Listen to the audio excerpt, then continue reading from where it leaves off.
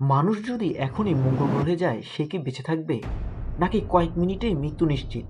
শেষ পর্যন্ত দেখলে চমকে যাবে। মঙ্গল গ্রহ দেখতে আমাদের পৃথিবীর মতো হলেও এখানে জীবনযাত্রা করা খুবই কঠিন।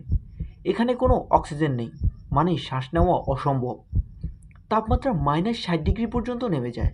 সূর্যের রেডিয়েশন সরাসরি আঘাত করে। সহজ কথা, এখানে এক মুহূর্ত বাঁচা সম্ভব নয়।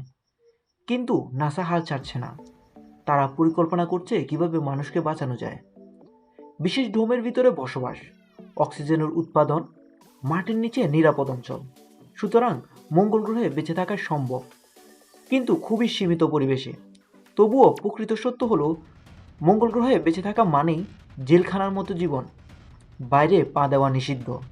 পৃথিবীতে ফেরার পথ অনিশ্চিত, মানে তুমি বাইরে বের হলে মৃত্যুর সম্ভাবনা 100%। আরেকটি চমকপ্রদ বিষয় হলো, মঙ্গল গ্রহে দিন এবং রাতের তাপমাত্রা প্রায় 140 ডিগ্রি সেলসিয়াস, এবং মাটিতে এমন ধূলিকণা আছে যা আমাদের ফুসফুসের জন্য বিষাক্ত। তবে নাসা আরও দূরদর্শী পরিকল্পনা করছে। মানুষ দীর্ঘ সময় বেঁচে থাকতে পারবে, কিন্তু এটা হবে এক ধরনের ক্যাপসুল জীবন। তাহলে প্রশ্ন হলো, তুমি কি এমন সীমাবদ্ধ জীবন নেওয়ার জন্য মঙ্গল গ্রহে যেতে চাইবে? কমেন্টে লিখো। এবং বিজ্ঞান নিয়ে আরও রহস্যময় ভিডিও পেতে সাবস্ক্রাইব করতে ভুলবে না।